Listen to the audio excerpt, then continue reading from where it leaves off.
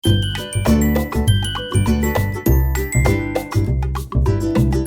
Shri Krishna friends, cook with હરવામાં આપનું સ્વાગત છે। આજે આપણે માખણ જેવી કૂણી રોટલી બનાવવાના છીએ।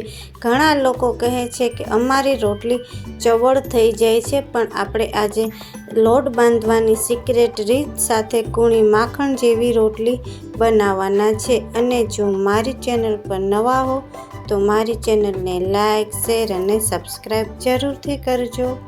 સૌ પ્રથમ આપણે ઘઉંનો ચાળીને લોટ લઈશું। બાઉલ પ્રમાણે આ અડધો બાઉલ અને 10 રોટલી થાય એટલો લોટ આ છે। હવે આપણે સ્વાદ અનુસાર મીઠું એડ કરીશું। 2 ટેબલ સ્પૂન આપણે મિલ્ક પાવડર એડ કરીશું। 3 ટેબલ સ્પૂન તેલ એડ કરીશું। આ બધી વસ્તુને આપણે સરસ રીતે મિક્સ કરી દઈશું। મિલ્ક પાવડર એડ કરવાથી એકદમ સોફ્ટ રોટલી બને છે। હવે તેમાં આપણે પાણીથી આ લોટ બાંધવાનો નથી, પણ દૂધથી લોટ બાંધવાનો છે। પાણીનો ઉપયોગ જરા પણ કરવાનો નથી। જેમ દૂધ જોતું જાય તેમ થોડું થોડું દૂધ એડ કરતા જવાનું છે। મારે આમાં કુલ આ 1.5 કપ દૂધ વાપરેલું છે। અને આપણે જેવો રેગ્યુલર રોટલીનો લોટ બાંધીએ છીએ તેવો જ આપણે આ લોટ બાંધવાનો છે। આ જો લોટ સરસ બંધાયેલો હશે તો તમારી રોટલી સફેદ દૂધ જેવી અને માખણ જેવી કૂણી રોટલી બનીને તૈયાર થશે। આપણો સરસ લોટ બંધાઈ ગયેલો છે અને ઉપર 2 ટીપા તેલના સ્પ્રેડ કરી સરસ 5 મિનિટ આપણે લોટ કૂણવી લેશું। જેટલો લોટ સરસ કૂણેલો હશે એટલી જ આપણી રોટલી સરસ થશે। મેં આ 1.5 કપ દૂધ વાપરેલું છે। આપણો લોટ બંધાઈને તૈયાર છે। હવે તેને 10 મિનિટ રેસ્ટ આપી દઈશું। 10 મિનિટ થઈ ગયેલી છે અને લોટમાં સરસ કૂણ આવી ગયેલી છે। ગમે ત્યારે લોટ બાંધો ત્યારે લોટ બાંધીને ડાયરેક્ટ રોટલી ન કરવી, થોડી વાર રેસ્ટ આપવો જરૂરી છે।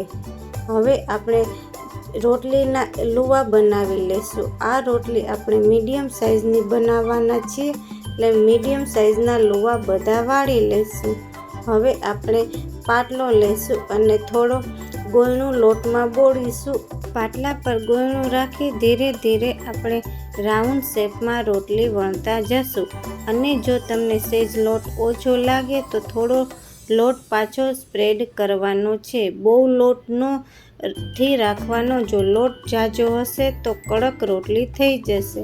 તમે જોઈ શકો છો કે એકદમ સરસ રીતે આપણી રોટલી વણાઈ છે। અને આ રોટલી મીડિયમ સાઇઝની બનાવવાની છે અને એકદમ સરસ પતલી બનાવવાની છે। આપણી રોટલી બનીને તૈયાર છે। સાઈડમાં લોઢી મૂકી દઈશું। લોઢી ગરમ થાય એટલે આપણે રોટલી એડ કરી દઈશું। ત્યારબાદ સાઈડ ચેન્જ કરી દઈશું। નીચે જો આ રીતના પરફોલા પડે ત્યારે જ આપણે ગેસ પર ફૂલાવા રાખવાની છે અને આ રીતે આપણે ચીપિયા વડે કરશું એટલે એકદમ સરસ ફૂલીને દડો બની ગયેલી છે આપણી રોટલી। એક રોટલી બને એટલે તરત તેની ઉપર આપણે ઘી સ્પ્રેડ કરી દઈશું।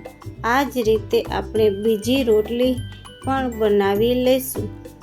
જો તમે દૂધ અને મિલ્ક પાવડરથી રોટલીનો લોટ બાંધશો અને આ રીતે બનાવશો રોટલી, તો ઉનાળામાં જે લોકોને રોટલી નહીં ભાવતી હોય તે લોકોને પણ રોટલી ખાવાનું મન થઈ જશે। અને આ જ રીતે આપણે હવે ફરીથી બીજી રોટલી પણ શેકી લઈશું। અને શેકવા પણ ત્યારે આપણે બહુ બળવા ન દેવું, તેનું ખાસ ધ્યાન રાખવાનું છે। ફૂલી જાય રોટલી એટલે ચડી ગયેલી જ કહેવાય। ઘણા લોકો કડક નથી ચડી એના હિસાબે ઝાઝી ચોળવે છે, પણ આટલી ફૂલે તો સરસ આપણી રોટલી બનીને તૈયાર થઈ ગયેલી છે।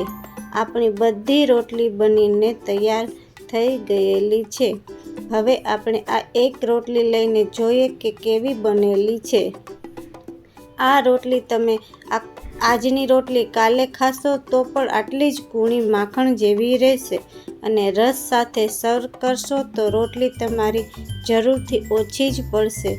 અને જો મારી રેસીપી પસંદ આવી હોય તો મારી ચેનલને લાઈક, શેર અને સબસ્ક્રાઈબ જરૂરથી કરજો. જય શ્રી કૃષ્ણ.